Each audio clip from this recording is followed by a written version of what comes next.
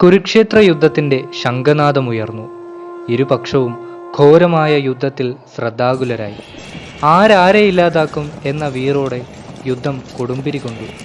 കുരുക്ഷേത്ര യുദ്ധത്തിന്റെ ദക്ഷിണ ദിക്കിൽ അഗ്നിദേവന്റെ വരപ്രസാദമായി ലഭിച്ച 4 വെള്ള അശ്വങ്ങളെ പൂട്ടിയ രഥം തലങ്ങും വിലങ്ങും പായുന്നു.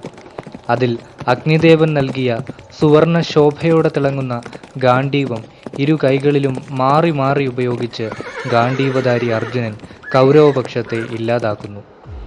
ഓരോ ദിക്കിലും ഏതെല്ലാം രീതിയിൽ ശത്രുക്കളെ സംഹരിക്കാമെന്ന് വളരെ ബുദ്ധിപരമായി ആലോചിച്ചുകൊണ്ട് വൈകുണ്ഠനാഥനായ മഹാവിഷ്ണുവിൻ്റെ പൂർണ്ണാവതാരം സാക്ഷാൽ ഭഗവാൻ ശ്രീകൃഷ്ണൻ ആ രഥത്തെ അർജുനനു വേണ്ടി മുന്നോട്ട് നയിക്കുന്നു. കൗരവപക്ഷത്തിലെ സൈനികരുടെ നിലവിളി ഓരോ ദിക്കുകളിലായി മുഴങ്ങി. ദുര്യോധനൻ ദേഷ്യം കൊണ്ട് രഥത്തിന്മേൽ ആഞ്ഞു പ്രഹരിച്ചു. അപ്പോഴതാ സുവർണ ശോഭയോടെ തിളങ്ങുന്ന ഒരു യോദ്ധാവ് ദുര്യോധനരികിലേക്ക് രഥത്തിൽ ആഗതനായി. അവൻ മിത്രമേ എന്ന് ദുര്യോധനെ അഭിസംബോധന ചെയ്തു. കുന്തിക്ക് സൂര്യദേവന്റെ വരപ്രസാദമായി ലഭിച്ച സൂര്യപുത്രൻ കർണനായിരുന്നു അത്.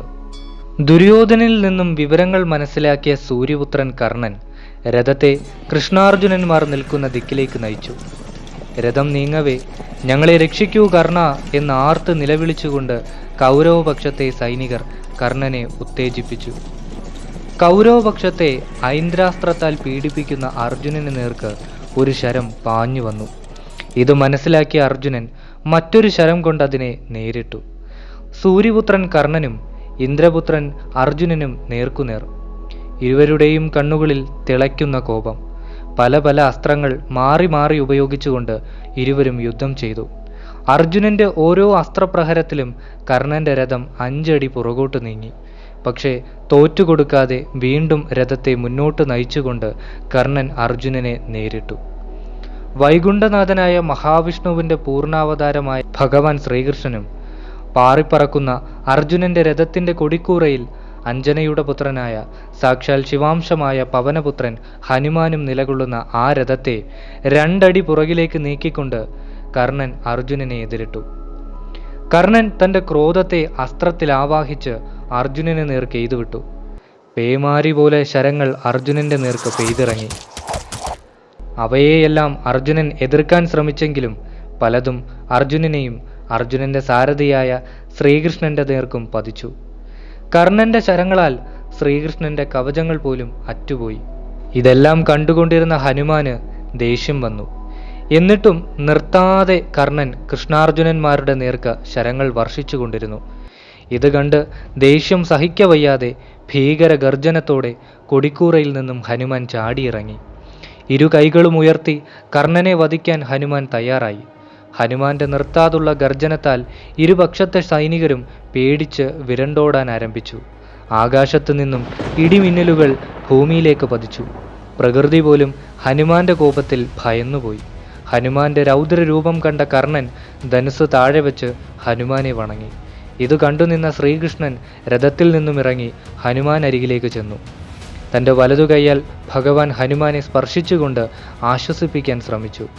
തുടർന്ന് ശ്രീകൃഷ്ണൻ ഇപ്രകാരം ഹനുമാൻ സ്വാമിയോട് പറഞ്ഞു: "അലയോ ആഞ്ജനേയ, അങ്ങയുടെ കോപാഗ്നിയിൽ ഈ കുരുക്ഷേത്ര ഭൂമി നശിക്കും. അതിനാൽ ദേഷ്യം കുറച്ചാലുമെന്ന് അപേക്ഷിച്ചു." കൃഷ്ണന്റെ കരസ്പർശമേറ്റെങ്കിലും അദ്ദേഹത്തിൻ്റെ കോപം അസ്തമിച്ചില്ല. അദ്ദേഹം തൻ്റെ വാല് ആകാശത്ത് ചലിപ്പിച്ചുകൊണ്ട് മുഷ്ടി ചുരുട്ടി തൻ്റെ കണ്ണുകളിൽ രൗദ്രത്തോടെ കർണനെ നോക്കിക്കൊണ്ടു നിന്നു. ഇത് കണ്ട കർണനും സാരഥിയും വിറയ്ക്കാൻ ആരംഭിച്ചു. ഹനുമാന്റെ കോപം അടങ്ങാത്തതു കണ്ട ശ്രീകൃഷ്ണൻ അദ്ദേഹത്തോട് ഇപ്രകാരം പറഞ്ഞു: "അല്ലയോ പവനപുത്ര, ഇത് ത്രേതായുഗമല്ല, ദ്വാപരയുഗമാണ്. ഈ ദ്വാപരയുഗത്തിൽ അങ്ങയോടെതിരിടാൻ മറ്റൊരു ശക്തിക്കും ആവില്ല.